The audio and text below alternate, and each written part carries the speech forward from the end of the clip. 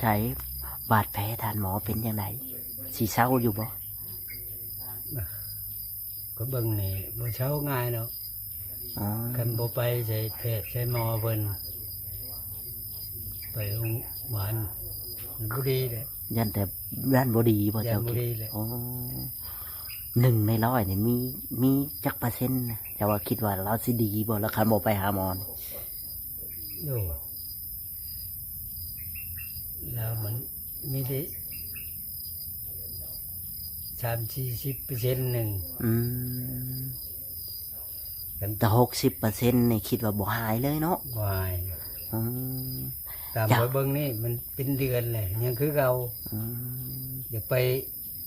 หาหมอบ่มีเงินมีคำนี่แหละถ้าแม่นมีเงินมีคำนี่สิชวนเราไปหาแพทย์หาหมอโรงพยาบาลไปแล้วไปปิ่นไปปัวอยู่พุ่นก็ว่าให้มันเช่าบ่ให้มันเช่าไว้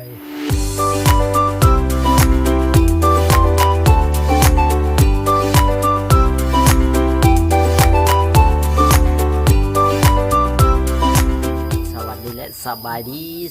ดีพ่อแม่พี่น้อง FC ที่หักแพงบ่ว่า FC ฝั่งลาวฝั่งไทยแล้วก็ต่างประเทศนำเด้อพ่อแม่พี่น้องเนาะมาพบพ่อกับช่อง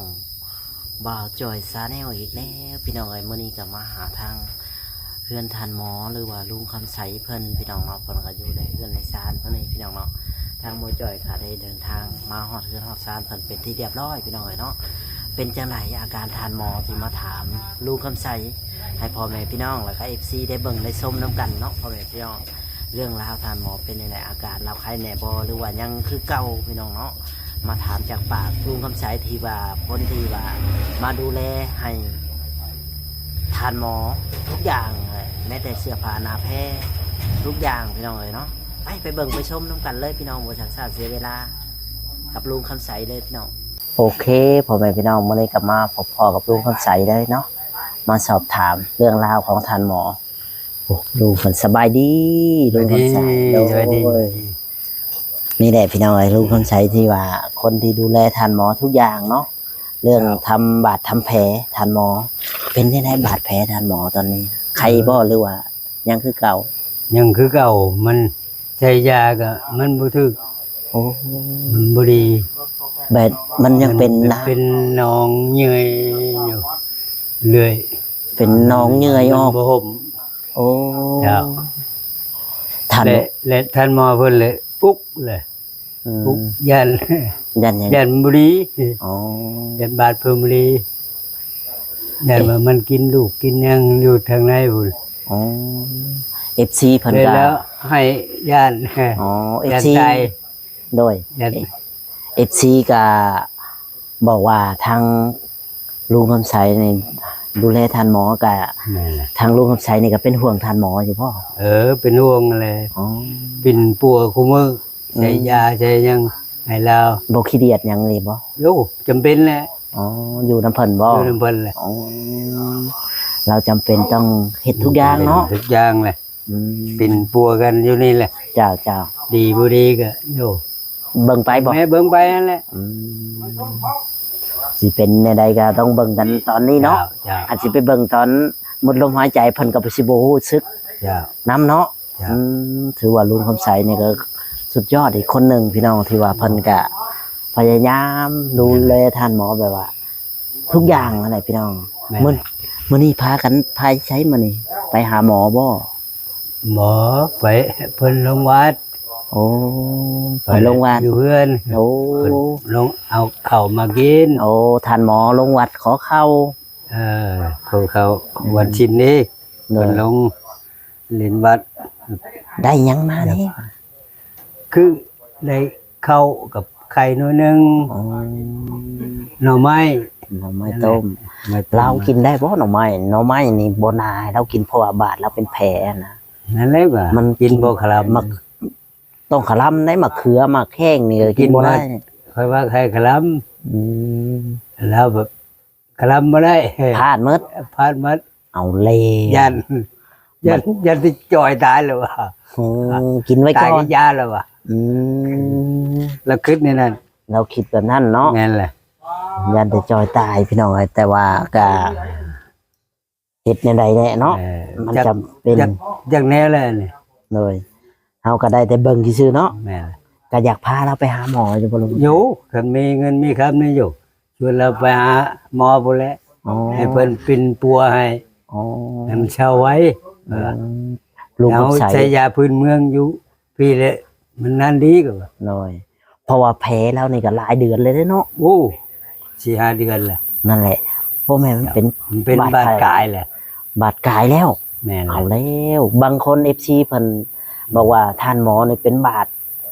แผลแบบว่าถ้าบ่รักษาก็ตายก็มี อยู่มันเปื่อย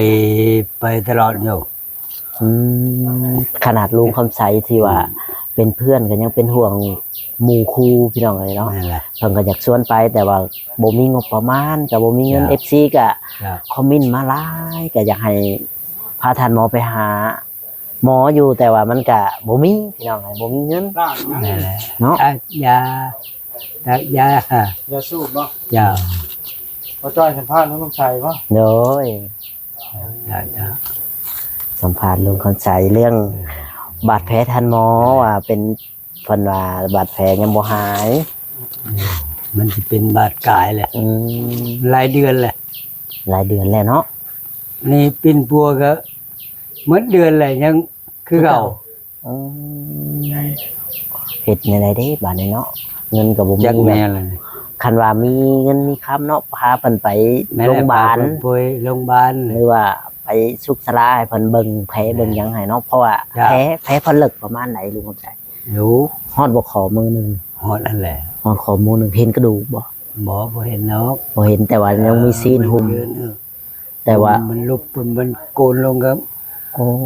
เป็นเส้นเลย บ่จ่อยย่านนะบ่จ่อยบ่กล้าเบิ่ง แหม ค่อยว่าประมาณขอมือหนึงอยู่เนาะแผล โอ้แล้ว แต่กว้างประมาณไหนถ้า โอ้ประมาณ ช้ำไหนอย่ามาเฮ็ดให้เบิ่ง 5 เส้นไปแหละ โอ้ประมาณ5เซน โอ้5-6 เส้นไปแหละ โอ้ ช่องนิ้ว 2นิ้วพี่น้อง โอ้ ถ้าผู้ใดนิ้วใหญ่ ช่อง ช่อง นี้ชามนิ้ว 2นิ้วกลัวาๆผู้ใดเนาะ แม่นแล้ว คิดว่านะคันว่าบ่ฮอดอันนั้น3ก็ได้ ผูกเลยแล้วย่างมันเป็นปกติ อืม อย่าง มัน มัน เอ็นมันจอง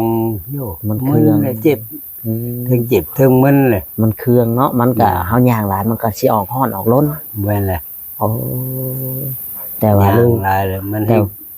คึกออกนะ ลุงกำไสก็บอกอยู่บ่อย่าค่อยอย่าไปเดินไว้เดินนั่ง อ่า บอกอยู่เนาะ บอกเลย อืม เอาแล้วบ่ฟังแล้วว่ามันบ่ไปแห้งมันปวด อืม เลยแล้วไป ไปให้มันว่า ไปห ว่า ไป ไป นี่แม่นแหละ อืม มันยังกับบ่วงนะ ห่วงไปเนาะ แม่นเลย อยากหายยานี่ก็ใส่ทุกอย่างบ่ เจ้า หักไม้ ใส่ทุ หั ก ก อย่าง มันก็ใส่เนาะ ใช่มัน แต่ก็ยังคือเก่าย ายังก็กินหมด อืม เท่าไรแพงเลยยา อืมยาแก้ ยา อั ร ก วม เสบบ่ ยาต้านเชื้อยานั่นดีอักเสบไปยังครบ บ่ กิน เราบ่ได้มีเงินเหลือบ่ท่านหมอ บ่ยมีอย่างจะชื่อกับข้าวกินก็ยังบ่มี อืมที่ว่าเงินที่เขาให้มาแต่ละเถื่อแล้วเอาไปซื้อหยังเจ้าพ่อฮู้จักก็บ่ ให้เทอละจิบละเช้าเนี่ย บ่แล้วบัดเวลา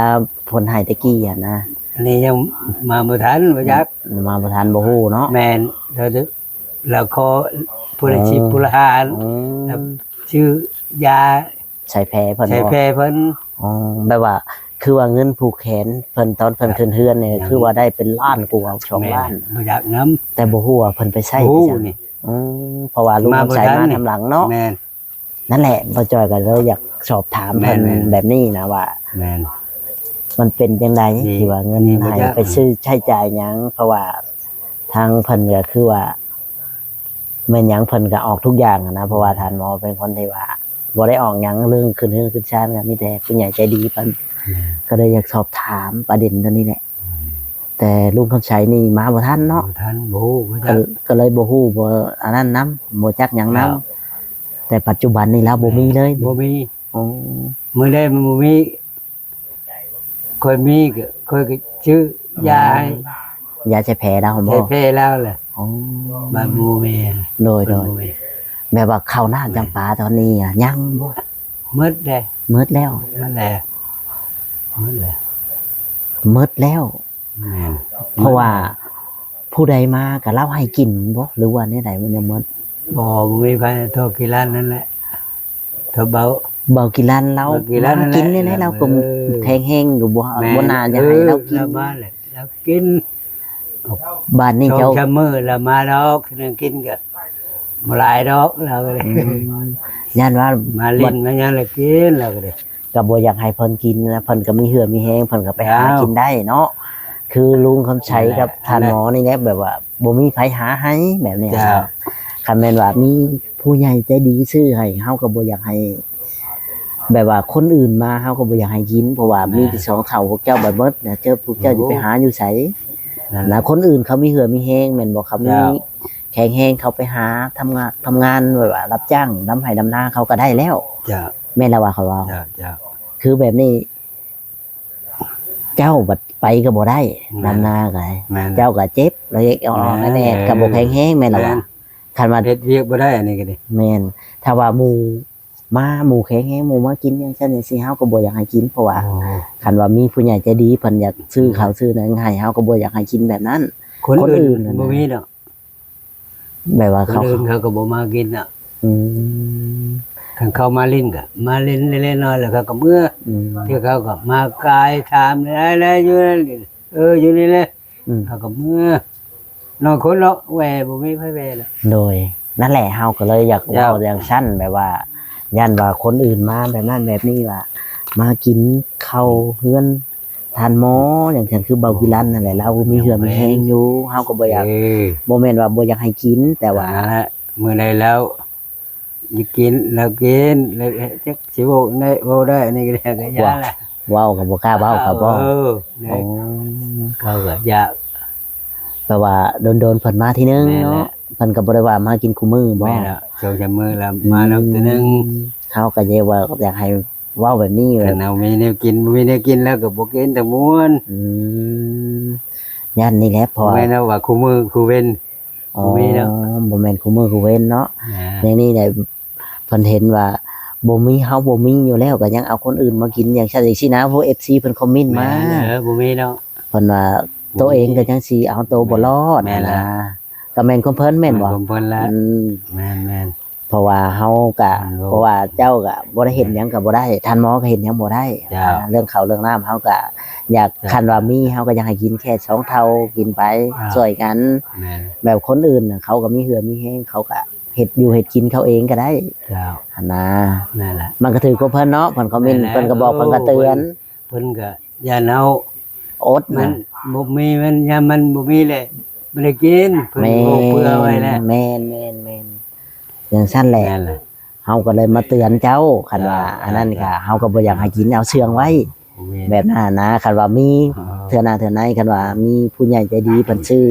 ข้าวซื้อน้ำให้ก็ติบข้าวในอยหนึงกินเฮากินแล้วเฮาก็ไปเก็บบนอื่นน่ะนะ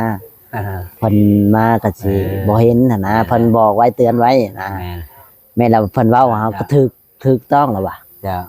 แม่นอยู่ เพิ่นก็เตือนเฮาด้วยความหวังดีเนาะ เจ้าจะ ก็อยากให้เฮาได้ดี นี่ อยากให้เราได้กิน แม่นแหละนี่ก็บ่ได้สุกบ่ได้เชื่องน่ะที่เขาก็ห้อยไว้แล้ว นั่นแหละยันว่าเวลา เวลาเขา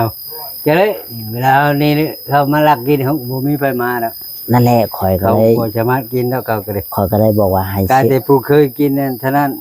ให้เสียงไว้เวลาเขามาแบบว่า พวกเจ้าบ่บ่กล้าบอกเขาแม่นและว่ะ เออ การสิว่าบ่ให้กินโอ้มาเลยเห็นก็กินปุบปับเฮาบ่บอกเขาบ่ได้เฮาบ่กล้าแม่นว่า แม่นล่ะ อันนี้คันได้บัดนี้ก็มีก็เชื่องไว้แน่ เจ้าเสียง แบบว่าบ่แม่นดอกว่าห่วงเฮาบ่เฮาหาบ่ได้อ่ะนะ เจ้า แม่นล่ะวะ แม่นความเพิ่นละ อืม แม่นความเมตซีเพิ่นเว้าละ FC เพิ่นก็เป็นห่วงคือว่านี่แหละ อืม ชีวิตของพวกเจ้าก็พอได้ซำนี้พอได้กำกาแบบว่าคือแบบนี้ถ้ามันหมดแต่พวกเจ้าสิไปขอไป ยันมันแล้วยามมันบ่มีกินเลยเนาะ มันฉุกเฉินอ่ะ แม่นแหละ งูหาผู้ใดสิไปหาเงินอยู่ไสเฮ็ดแนวใด แม่นแหละ เนาะผู้ว่าคือกว่ามีคนอยากซอยหยังเฮ็ดอะไรอันนั้น เจ้า ซื้อข้าวซื้อน้ำให้กินเผื่อเฮาก็เตือนไว้ก่อนน่ะนะ เจ้า ประเด็นที่เฮาถามแบบนี้แหละ เจ้า เราก็จะฮู้แต่ว่าทานหมอนี่บาดแล้วเลิกเนาะ ครับ บาดเลิกแล้วก็บ่หาย เดี๋ยวน านหายเราก็เลยแบบว่าเจ็บปวด นั่ เนาะ นเช้าเลยแม่นเลยนั่นก็เจ็บเลยโย่ เราก็ให้ใช้ทัน บาด ให้ใช้ลุงคำใสให้พังบ่พอ หมอมีแต่ลูกโอยนางโอยอะไรแล้วอยู่อะไรไป อืมยันว่าเคยแบบว่า ให้ว่าเฮาสิรอดบ่หมู่อย่างเช่นอย่างซี่เคยทอบไปว่าให้เฮาพังก็บ่ได้ให้เนาะแค่ว่าโอ้ย ไว้อย่างนี้ อ๋อ แต่ละโจมโอยบาดดีนี่ คือสิบ่ตายแล้วล่ะ อืม กันบาดบ่ดีนี่อยู่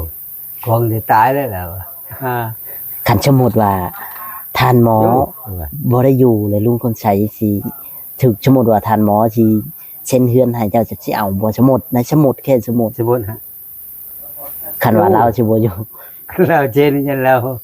บ่เช่นเลย อ๋อ ใช่ไหมคนอื่นสิเช่นให้ อันนี้ก็เว่าบ่ได้เนาะเฮาแค่สมุดซื้อ เออ ๆอันนี้เห็น FC เพิ่นถามเฮาก็ได้บ่ฮู้เนาะ แม่ ก็มันน่าสิเป็นไปบ่ได้อะนะ ยังบ่เว้าดอก ยังบ่เว้าไป บ่เว้ายังบ่กล้า ยังบ่กล้า คือแล้วแต่อันนี้เฮาก็อยู่ไปนำกันเบิ่งกันนี่แหละเนาะจะค่อยดำค่อยดอนแล้วไปก่อนไปหลังไปจัก เอ เนาะ อแม่นแหละ นี่แหละถือว่าเราโอ้ยเราบ่ไปแบบคนที่บ่โอ้ยไปก่อนแล้วก็มี แม่นแล้วจ้ะนี่แหละ ตื่นเช้ามาเห็นหน้ายังว่ายังเนาะ จ้ะ ไผสิจัก บ่เว้าดอกเลย นี่แหละ แต่บุญเฮาเนาะ แล้วแต่บุญวาสนา แม่นแหละ เฮาก็ดูแลกันไปเนาะ แม่น กันแบบนี้ก็ อืม ต้องดูแลต้องเบิ่ง แม่น นั่นแหละคันบ่เบิ่งก็บ่ฮู้คือว่าแหละ คือลุงกำชัยนี่ก็บ่ได้รังเกียจอีหยังสักอย่างหนึงแล้วถึงเราสิเป็นบาดเป็นแผลหยังก็ เอา ทำตักน้ำตักใน ครบหมด ครบทุกอย่างสักเสื้อสักผ้าให้เรา ค ก็ รับ เนาะ ว่าพวกนี้ดูแล หรือว่าลุงกำชัยนี่ เดี๋ยว สุดๆอีกคนหนึงเลย เปื้อนเปื้อนเลยไว้ซักให้ยังไง แม้แต่แผลแล้วสำ เพแล้วก็ใช้ยาย ใช่คุ มือห มื นึ อง ชงเถื่อชามเถื่อ โอ้ ใช่ แบบว่า ใช้ยามันมันนานดีมันเลย ให้มันดีไว้ ให้มันดีไว้อันใดก็ได้ แต่ใส่ไปก็ยังคือเก่า ใจไปก็คือเก่า อืม อันนี้ก็จากในที่เฮ็ดแล้ว เราค้างไงพังเวลากลางคืนอย่าเราเจ็บ โอ้ยแบบได้ยินอยู่ กับบ่ได้ค้างเราก็เลย มันเป็นบางเทื่อบ่ แม่แหละ เป็นบางยาม อ๋อ แล้วย่างนะแล้วย่างแล้วมาแล้วมัน มันคัด มันเจ็บเลย อ๋อแบบว่ามันแดง มันแตก มันแตกมันแดง มันแตกมันแดง อืม เดี๋ยวก็เพิ่นกินพิษ อืม กินในพิษกับพิษนี่เนาะ แม่นมันคือ ก็ย้อนเราบ่มีแนวกินนี่นะว่ามันคลำบ่ได้เนาะ คลำบ่ได้มีเนี่ยกิน จำ กิ เป็น น ไปเลย กินไป กินเพื่ออยู่บ่ได้อยู่เพื่อกินเด้ แม่นกินพิษมันก็แดงจนครึ่งคือเลยเจ้าก็ เจ้าเห็นเจ้าบ่ย่านเลยบ่บางเทื่อนะ โยยานนี่นี่ดิ แต่ว่าจำเป็น จำเป็น เราก็ย่านเลยพี่น้องแต่ว่าจำเป็นกันสิเฮ็ดจังไดก็ นั่นแหละฉันแล้วบ่ให้แล้วมื้อนั้นน่ะมันเจ็บแฮงดิ โอ้มื้อนั้นเราให้เจ็บแฮงแบบทรมาน นั่นแหละใช้ยาตัวมันมือถือไอ้ตัวมันพิษมันกัดมันยังโยกมันงือกันมันแดงคือโยก แบบเราไปติดหนี้ติดสินครับบ่ค่ายาค่าหยังนี่ติดอยู่บ่ บ่ เราบ่ได้ติดบ่ บากคอใช้ยาอยู่อันนี้เพิ่นชื่อยาต้านเชื้อให้กิน อืม ยา แบบไปข กร อ อกลาอย่างนั้นแล้วกิน พอบรรเทา แก้ปวดแม่น พอแค่บรรเทาพี่น้อง แม่นล่ะแค่มันเท่าจะกิน ชีวิต ยา ทานหมอกับลุงคำชัยนี่ก็ถือว่าสำว่าเคยทำบุญมาร่วมกันแต่ชาติก่อนเนาะก็เลยมาดูแลมา ว่ามันยิงได้ดูแลกัน อืม แม่นแล้ว ดีได้ที่ได้ดู ฉัน แล คนอื่นดี เขาไปเถ ได้บ่ อะ เนาะแม่นล่ะ อืมลุงคำชัยก็บ่ได้รังเกียจบ่ได้หยังก็เฮ็ดไปเนาะ เจ้า ดีๆทางลุงคำชัยก็สู้ต่อไปในะเฮ็ดแนวใดดูแลคนป่วยถึงถือว่า บุญวาสนาส่งก็มีเฮาก็บ่แน่บ่นอนเนาะ เจ้าเจ้า ไปสิมองเห็นอนาคตวันข้างหน้าแม่นล่ะว่าเฮาฮู้จักแต่ตอนเฮามื่นตาได้เนี่ยตื่นเช้ามาเฮาบ่ฮู้เด้ ว่าสิเป็นในวันข้างหน้าเฮา เจ้า นี่แหละชีวิตของลูกคำชัยกับท่านหมอเนี่ยก็ถือว่า เป็นคนที่ว่า อยู่ดูแลทุกอย่างนั่นแหละเวลาไปหาอยู่หากินก็ไปหาอยู่หากินเนาะกับบ่ได้อยู่ซื่อๆแม่นบ่ แม่นเลย แต่ว่าเฮาไปก็พอได้กินเนาะ พอได้กิน อ๋อแบบ ไปหา ขัน หอยปูปลา อ๋อตอนนี้มันหาได้หน้าฝนเนาะ ฝนตกกับการเฮ็ดกลางคืนก็ได้ โดย ปิ้งต้ม เจ้า กิน พอวันหน้าฝนอยู่เนาะขัดเป็นหน้าแรกนี่อาจจะหายากในน้อยนึงเนาะ เจ้า อืมพอได้กินแล้วก็ได้พี่น้องพอได้แบบพอทั้งชีวิตไปวันๆหนึ่งนะต่อชีวิตไปวันๆหนึ่งแต่ว่าเขาวน้ำจำปาตอนนี้ก็ว่ามืดเกลี้ยงเราก็ได้พี่น้องเลยก็ จนไปขอขวัดกินกูมือนี่ขอขวัดกินบ่ เจ้า อ๋อ เขาวัดนั่นน่ะกิน ขอข้าวปั้นในบ่ เขาปั้นนั่นแหละเขาชุก ขอข้าวปั้นข้าวซุกในวัดพี่น้องเลยก็พอได้ให้ พอได้บรรเทาชีวิต ขอมือหนึ่งได้เท่าไหร่ ประจำวันเอ้า หรือว่า กินมื้อเช้ามะเร็ง เมื่อ มื้อเช้าก็มื้อแหละ อ๋อมือใหม่ลงไปไหม มื้อใหม่ลงใหม่ อ๋อเพิ่นก็ให้กินอยู่เนาะเพิ่น ๆเจ้าให้ ที่ว่า ดู เขาวก้นบาทเฮาก็ แม่นเลย ถือว่าก็ได้บุญแบบนึงเฮาได้กินข้าวก้นบาทนั่น เจ้า นะ เจ้า เฮาบ่ได้ว่าไปลักไปขโมยเขาเนาะ แม่ลย เฮาได้เฮาก็ขอเพิ่นให้ก็เอา แม่น เพิ่นบ่ให้แล้วก็อยา อืม อืม เพิ่นเขารู้สึกเด้อเห็นเท้าลงแหละ ให้รถ หายแล้ว อ๋อ เพิ่นจกเอาไว้ อืม ให้กิน เพราะว่าเพิ่นเห็นคนทุกข์คนยาก อืม แบบว่า คนบ่มีอันจะกินเนาะ จ้ะ แบบว่ามันก็ขาดเคินเด้เพราะว่ามันก็เพิ่นบ่ได้ช่วยมาแล้วมันก็บ่มีแล้วบัดนี้มันก็บ่ได้มีกินมีอยู่เลยพี่น้องเอ้ยเราก็หากินในวัดในว่าไป ได้ชำใดก็กินชำนั้น แม่นล่ะ คันบ่มีก็คือว่าพากันอด อดเอา อ๋อ มื้อใหม่ยังกิน มื้อใหม่ยังกินบ่ จ้า โดยนี่แหละพี่น้องเลย บางมื้อ เจ้า บางมื้อได้ก็ได้กิน อืม บางมื้อบ่ได้ก็บ่ได้กินจักแนวล่ะ มีอยู่บ่เงิน ไปหา ลุง ไป รักษาชื่อยาดูดเป็น10,000 สิไปหาก็ไปบ่ได้ เฮาก็บ่ได้มีเงิน คนจะไปบ่ได้ล่ะ นี่แหละได้ลุงคนใส่ลูกหลานก็ให้ มีเงิน10,000สิให้ไปซื้อ ได้จ้ะ ของอยู่ของกินเล็กๆน้อยๆเจ้าโดย ดีๆมีแฮงดีต่อไป โด เบิ่ ย งให้แยงลุงนี่แหละ เจ้า ความ สวัส ทุ ดี กข์ความยากนี่ โดย สบายดี สวัสดีเลยสบายดี